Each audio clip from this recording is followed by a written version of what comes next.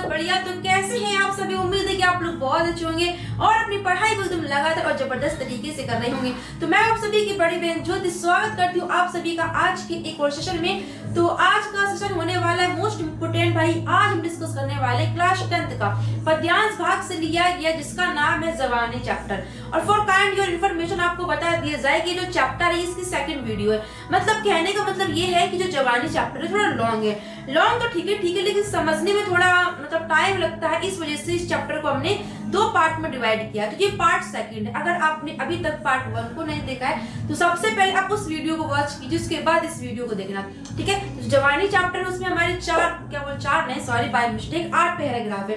तो 8 में से जो 4 पैराग्राफ थे उसको हमने फर्स्ट पार्ट में कवर करवा दिया है बहुत ही आसान और सरल भाषा में। और आज हम उसी के आगे का जो बचा हुआ था उसको हम पूरा खत्म करने वाले हैं। तो दो वीडियो को मिलाकर के हमारा जो जवानी चैप्टर है वो पूरा खत्म हो जाने वाला है, ठीक है। तो चलिए फिर क्लास को स्टार्ट करते हैं। तो क्लास को स्टार्ट करने से पहले सभी को प्यारी प्यारी सी good morning, good afternoon, good evening, Radhe Radhe, जय श्री राम, जय माता की, जय भगवान की बोल, जय बप्पा की।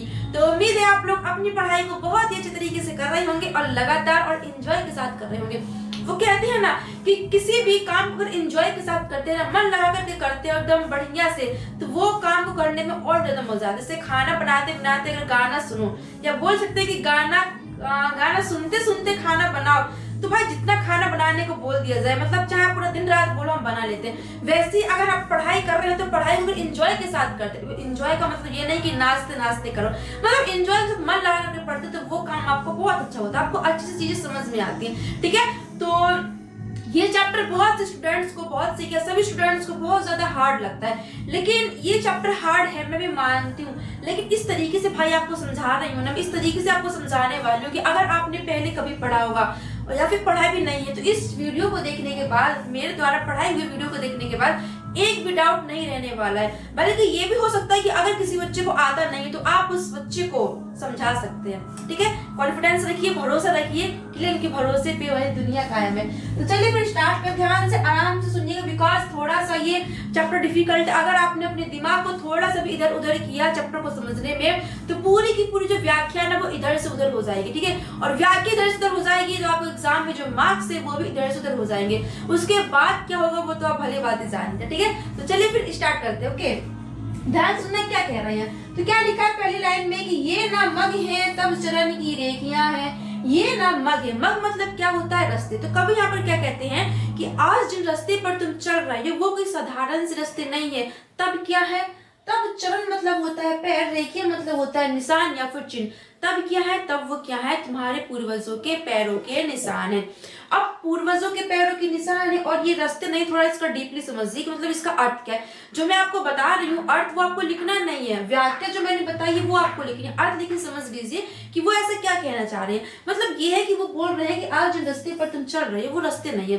कहने का मतलब क्या, वो क्या कहना चाह रहे हैं कि जो हमारे पूर्वज थे उन्होंने हमारे देश को आजाद कराया। तो जब हमारा देश आजाद नहीं हुआ था तो वो किसका? अंग्रेजों को गुलाम था। जब अंग्रेजों को गुलाम था तो क्या था कि भाई हम लोग उनके कैदी थे, वो हमको जंजीरों से बांध के रखते थे और जहां चाहे मतलब जैसा वो चाहते हम वैसे ही करते थे। अपनी मन की मर्जी से हम कहीं भी घूम नहीं सकते थे। तो जब से हमारे पूर्वजों ने अपना त्याग दिया, अपनी मतलब इस देश को आजाद कराने के लिए उन्होंने अपना त्याग दिया, बलिदान दिया है, तब से हम आजाद हो गए। और आजाद होने के बाद आज इन रास्तों पर हम बहुत ही आराम से जहां मर्जी वहां हम जा सकते हैं। तो यही बोला कि आज इन रास्तों पर हम चल रहे हैं ना वो किसी साधारण रास्ते नहीं है बल्कि तुम्हारे पूर्वजों के पैरों के चिन्ह है। अर्थात कहने का मतलब क्या है कि तुम्हारे पूर्वजों ने इनको आजाद करवाने के लिए, आज हमें जो यहाँ चल रहे हैं ना इस लायक बनाने के लिए उन्होंने अपने प्राणों की आहुति दे दी थी, ठीक है। तो ये वो कहना चाह रहे हैं, क्लियर। तो क्या बोलते हैं, अब ध्यान सुनिएगा, वो समझाने के लिए था कि अर्थ क्या है, कैसे आपको लिखना है कि ये ना मग है तब चरण की रेखियां हैं। तो कभी हमारे कहते हैं कि हे युवकों, आज तुम जिस रास्तों पर चल रहे हो वे कोई साधारण रास्ते नहीं है बल्कि तुम्हारे पूर्वजों के पैरों के निशान है। तात्पर्य क्या हो जाए कहने का, अर्थात तुम्हारे पूर्वजों द्वारा स्वयं को समर्पित करके बनाए गए रास्ते हैं, क्लियर। पहले लाइन का अर्थ हो जाएगा। आगे लिखा है बलि दिशा की अमर देखा देखिए। बलि दिशा मतलब क्या हो जाएगा? बलिदान होने की दिशा। अमर मतलब क्या होता है? युगो युगो तक जो कभी समाप्ति ना हो, मतलब कभी खत्म ही ना हो। देखा देखिए मतलब बोल सकते हैं निर्देशित बोल सकते हैं या फिर निर्देश बोल सकते हैं, ठीक है। देखा देखिए मतलब क्या हो जाएगा? निर्देश। अब क्या बोलते हैं कि जो हमारे देश के लिए हमारे पूर्वजों ने बलिदान दिया है तो वो हमारे लिए क्या है? प्रेरणादायक, वो हमारे निर्देश है। हमको प्रेरित कर रहे हैं कि जिस तरीके से उन्होंने अपने देश को आजाद करवाने के लिए अपने प्राणों की आहुति दे दी, वैसे अगर आने वाले समय में अगर हमारे देश पे कभी भी आपत्ति आती है तो हम भी उन्हीं को देख करके, जैसे हमारे पूर्वजों ने बलिदान दिया अपने देश के लिए, तो हम भी उन्हीं को देख करके बलिदान होने की प्रेरणा पाएंगे। कि अगर जैसे उन्होंने अपने देश के लिए कुर्बान हो गए हैं तो वैसे उन्हीं को देख करके, उन्हीं के निर्देश को प्राप्त करके हम अपने आने वाले, अगर हमारे आने वाले कभी समय में देश में कभी कोई आपत्ति आती है तो हम भी बलिदान दे सकें। ठीक है, तो यही बोलते हैं समझना ध्यान से, इसीलिए आपको डिफिकल्ट होता है, उसमें थोड़ा डीपली कहानी है इस वजह से। ठीक है, बाकी कैसे व्याख्या आपको लिखनी है चिंता मत कीजिएगा, बहुत अच्छे तरीके से आपको बताऊंगी। ठीक है, ध्यान सुनना बस। तो बोलते हैं कि जो बलिदान होने की दिशा को निर्देशित करती है, क्या बोलते हैं, जो बलिदान होने की दिशा को निर्देशित करती है, जिसे देख करके देश के जो युवा है ना वो युगों तक बलिदान होने की जो भावना है उसको प्रेरणा पाते रहेंगे। क्या बोलते हैं कि जो देश के युवा हैं, जो देश के आने वाले युवा हैं, वो युगों तक बलिदान होने की प्रेरणा को पाते रहेंगे। क्या देखकर पाते रहेंगे? क्योंकि जो हमारे पूर्वज है उन्होंने बलिदान दिया है, तो ये उन्हीं के निर्देश, तो उन्हीं को देख करके हमारे अंदर भी ये जोश आएगा कि जिस तरीके से हमारे पूर्वजों ने अपना बलिदान दिया देश के लिए, वैसे हम भी देते रहेंगे। ठीक है, तो क्या युगों तक प्रेरणा पाते रहेंगे बलिदान होने का। ठीक है, समझ में आई बात। अब आगे क्या लिखा है कि विश्व पर पद से लिखे कृति लेख। विश्व पर मतलब क्या बोल सकते, संसार पर। पद मतलब होता है पैर, मतलब पैरों से लिखे। कृति मतलब क्या होता है, महान कार्य। क्या बोलते हैं, महान कार्य। वो क्या बोलते हैं कि ये जो रास्ते हैं ना वो संसार के रास्ते पर, कि जो रास्ते हैं वो संसार के रास्ते पर तुम्हारे पूर्वजों के द्वारा पैरों से लिखे गए महान कार्यों के लेख है। तो समझिए क्या लाइन है, इस लाइन क्या अर्थ है। कवि कहते हैं कि ये जो रास्ते हैं ना वो विश्व के रास्ते पर तुम्हारे पूर्वजों के पैरों से लिखे गए महान कार्यों के लेख है। क्लियर। आगे क्या बोलते हैं, धरा तीर्थों की दिशा की मेघ है। धरा तीर्थ, धरा मतलब क्या होता है, पृथ्वी। तीर्थ मतलब क्या होता है, तीर्थ स्थान। जैसे आप जानते होंगे प्रयागराज हो गया है ना, और ये केदारनाथ वगैरह हमारे तीर्थ स्थान होते हैं।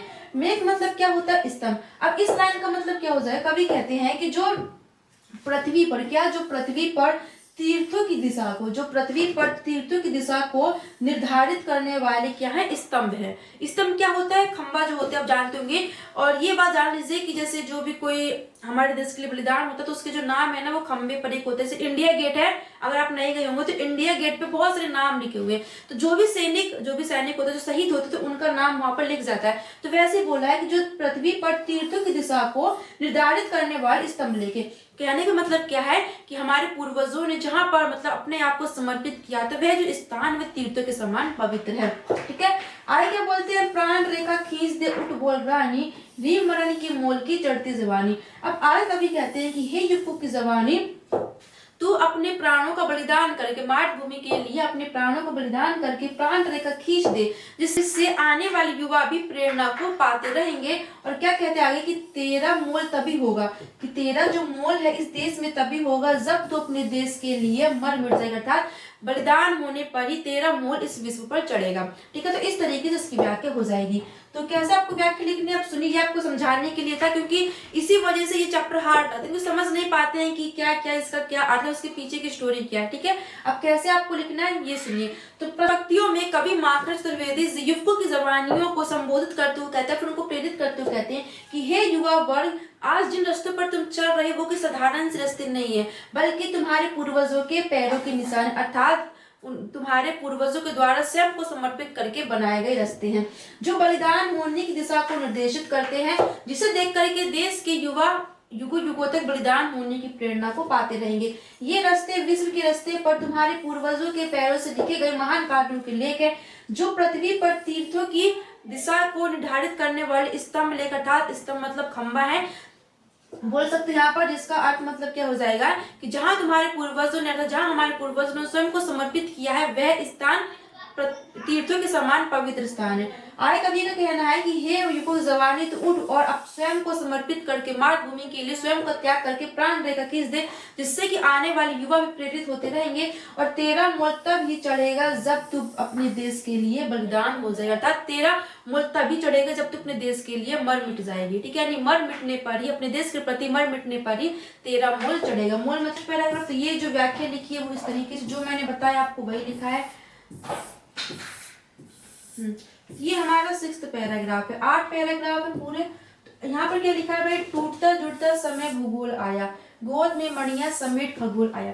अब इसका अर्थ समझिए कि इसमें वो क्या कहना है। समय मतलब क्या हो जाएगा, समय, और भूगोल मतलब क्या होता है, ज्योग्राफी। तो भूगोल का मतलब क्या होता है, भूगोल में ज्योग्राफी हम लोग क्या पढ़ते हैं, जो हमारे क्लाइमेट होता है, जैसे क्लाइमेट हो गया और ये स्टेट वगैरह, इन सब मतलब भूगोल इन सभी को पढ़ते हैं। कितने राज्य हैं, कितने राज्य नहीं, कितने समुद्र, ये सब पढ़ते हैं। ठीक है, तो यही बोलते हैं हमारे कवि कि हे युवको, हे युवक जवानी, जो टूटते जुड़ते समय मतलब जो समय रूपी भूगोल है ना, वो कभी स्थिर नहीं रहता है। जो समय रूपी भूगोल है वो कभी स्थिर नहीं रहता, मतलब हमेशा बदलता रहता है, हमेशा परिवर्तित होता रहता है, टूटते जुड़ते रहता है। मतलब कहने का मतलब क्या है कि जब जब हमारे देश में नई नई क्रांतियां होती हैं, तो इस क्रांति से क्या होता है कि कभी भाई नए राष्ट्रों का निर्माण होता है। कभी देखते होंगे आपके 28 राज्य हो गए, कभी 29 राज्य हो गए। ऐसा होता है ना कि मतलब देश का लड़ाई झगड़ा होता है, तो कभी राज्य हमारे कम हो जाते, कभी ज्यादा हो जाते।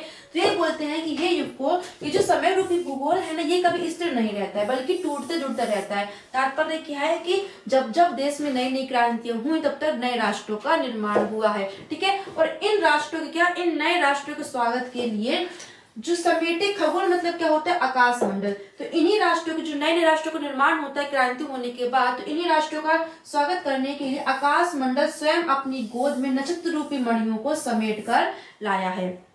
ठीक है, इनका अर्थ हो जाएगा। आगे लिखा है, क्या जले बारूद हिम के प्राण पाए। अब यहाँ पर जो हमारे कवि है ना, वो क्वेश्चन करते हैं, युवकों से क्वेश्चन करते हैं कि क्या कभी वह बारूद जल सकता है जिसमें हिम मतलब क्या होता है, बर्फ, प्राण मतलब बोल सकते हैं प्रकृति, कि क्या कभी वह बारूद जल सकता है जिसमें क्या बोलते हैं, बर्फ की प्रकृति उपस्थित हो।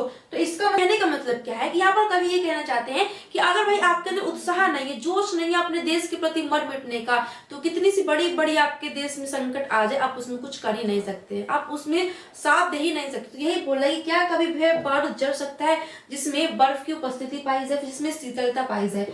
आज प्रश्न पूछते करते हैं कि क्या मिला जो प्रलय के सपने न आए। क्या बोलते हैं कि उस भारतीय व्यक्ति को क्या मिला।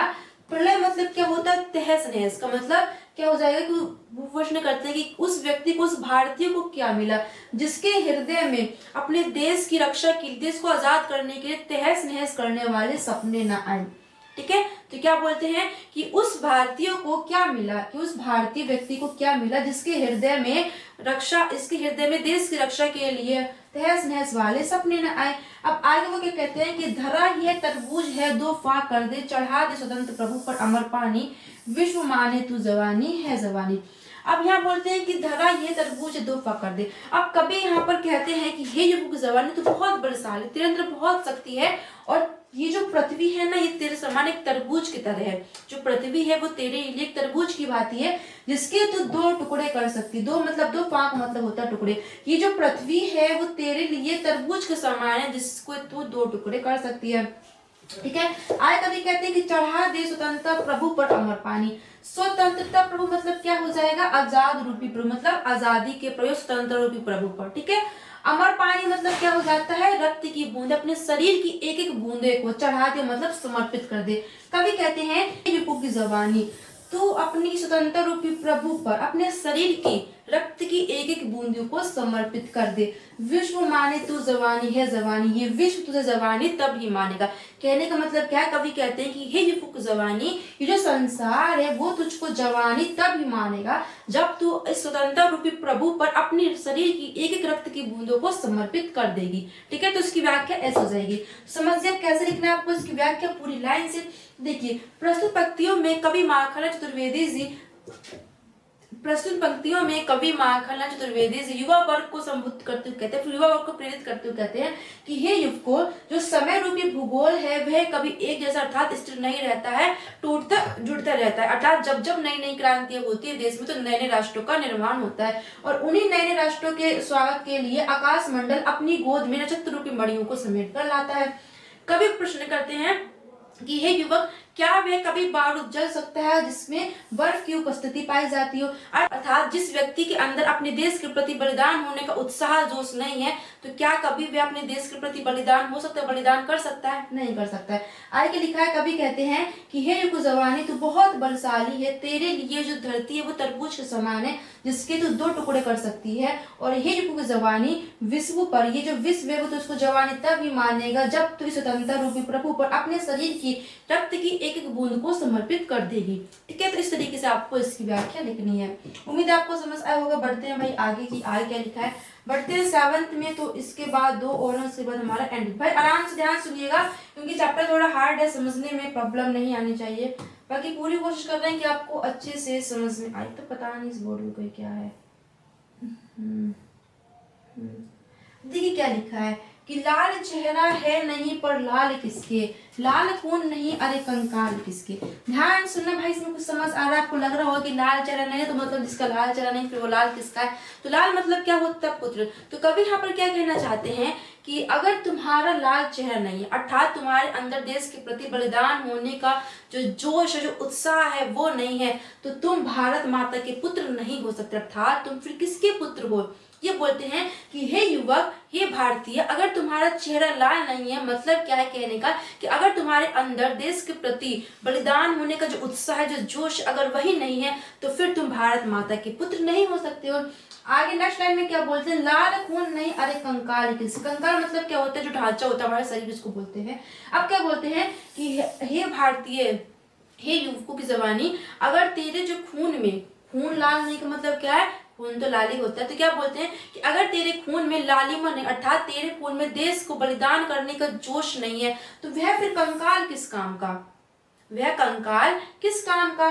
प्रेरणा सोए की आटा दाल किसके, जिसके व्यक्ति के अंदर से अपने देश के प्रति बलिदान होने की जो प्रेरणा है वो सो गई है, तो फिर वह किसका, दूसरों का आटा दाल तक भोज्य पदार्थ बनकर रह जाएगा। भोज्य पदार्थ बनकर रह जाएगा मतलब क्या हो जाएगा इस लाइन का अर्थ। भाई सिंपल सी बात है, अगर आप लोगों के अंदर जो बलिदान होने की प्रेरणा है अगर वो सो जाएगी, अगर आप उत्साह से नहीं भरेंगे, जो अंग्रेज वो आप पर हावी रहेंगे तो आप उन्हीं के गुलाम बन सकते, फिर आपका वो जो चाहे वो हाल करेंगे। तो वही बोलते हैं कि जिस व्यक्ति के अंदर से अपने देश को बलिदान, देश के प्रति बलिदान होने की, देश की रक्षा करने की जो प्रेरणा अगर वह सो गई है, तो वह निश्चय ही किसी न किसी का आटा दाल बन जाएगा, अर्थात वह निश्चय किसी न किसी का भोज्य पदार्थ बन जाएगा। सिर न चढ़ पाया कि छापा मार किसके।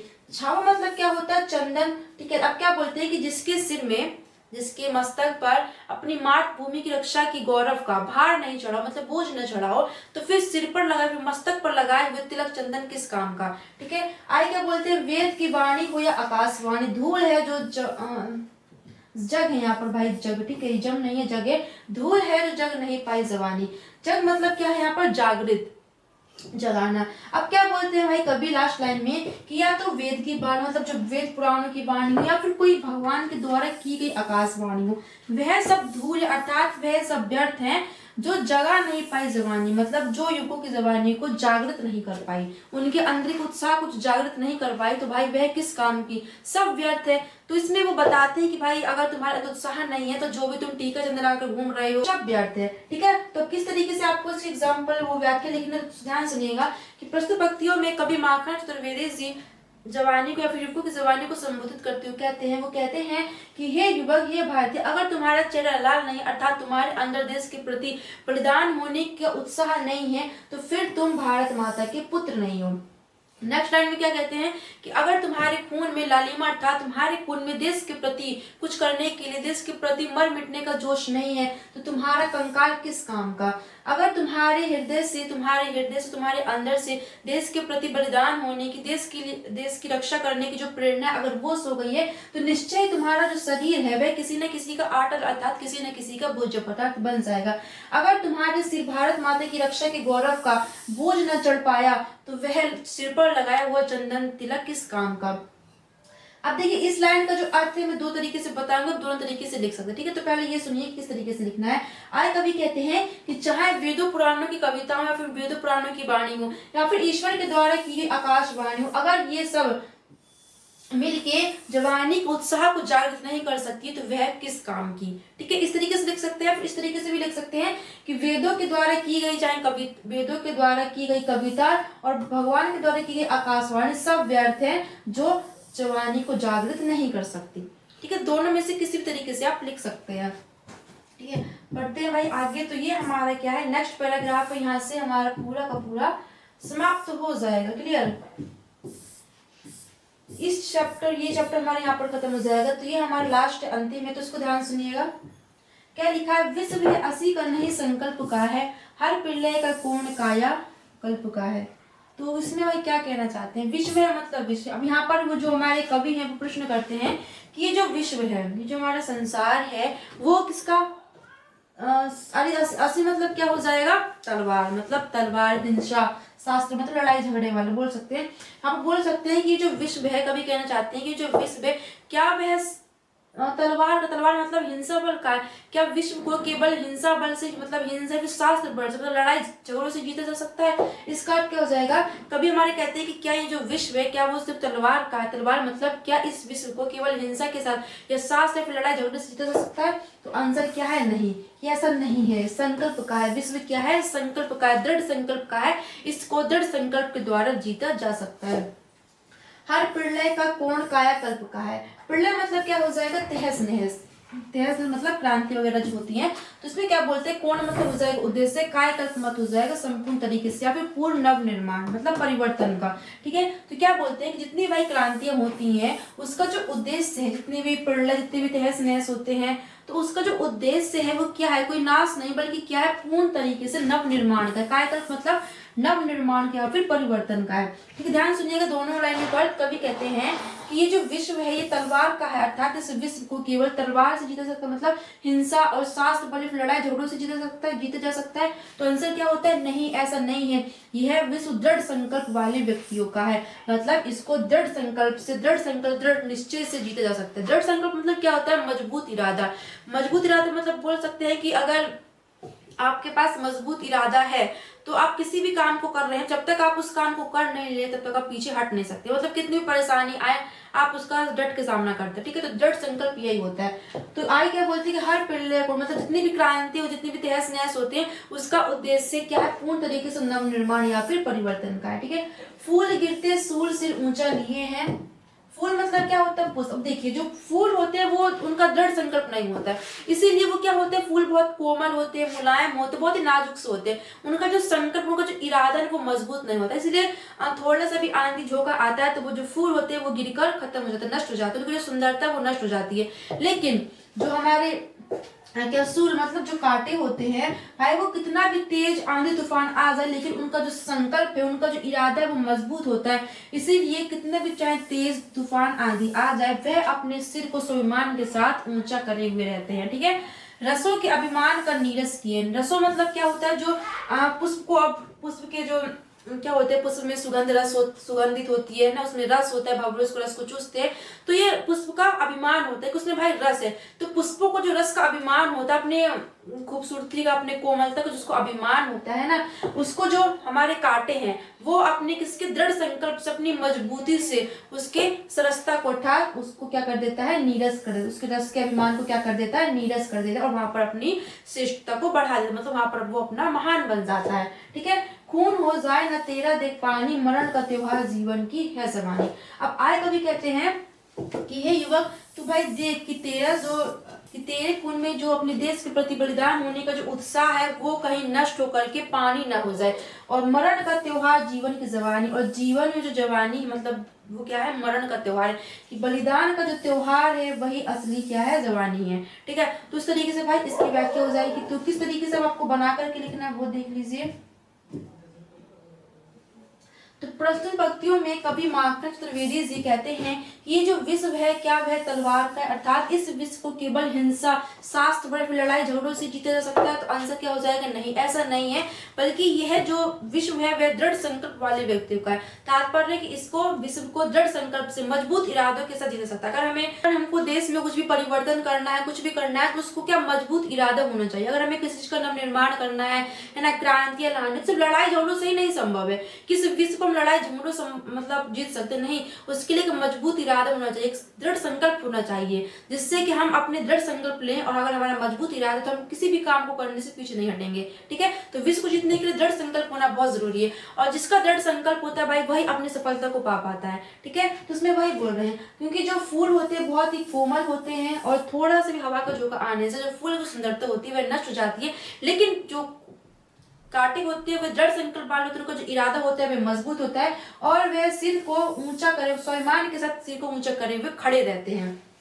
ठीक, रसों के अभिमान को नीरस किए है, और जो हमारे कांटे हैं वो रसों का मतलब पुष्प को जो रसों का अभिमान होता है उसको अपनी दृढ़ संकल्प के साथ क्या चकनाचूर कर दे, उसके अभिमान को क्या नष्ट कर देते हो, जो उसका रस होता है उसको क्या नीरस कर देते हैं। आए कवि कहते हैं कि हे युक्त जवानी, कि तेरे अंदर जो बलिदान होने की जो आग है, उसमें जो उत्साह है उसको तो देख कहीं वो बदल करके पानी तो नहीं हो गया है। और ये जो जीवन में जो जवानी है वो उसी का नाम है, अर्थात जब तुम अपने इस मृत्यु को मतलब बलिदान को ही क्या समझोगे, उत्साह समझोगे, मतलब इस मृत्यु को बलिदान होकर के जो मृत्यु होती है उसको जब तुम उत्साह और उत्साहपूर्ण क्षण समझोगे तो यही जीवन में जवानी का नाम है। ठीक है, तो इस तरीके से भाई आपकी व्याख्या खत्म होती, तो उम्मीद है आपको बहुत ही अच्छे तरीके से समझाया है, तो आपको ये चैप्टर समझ में आया हो। चलिए फिर मिलते हैं नेक्स्ट वीडियो में, तब तक के लिए सभी को thank you, all the best and take care.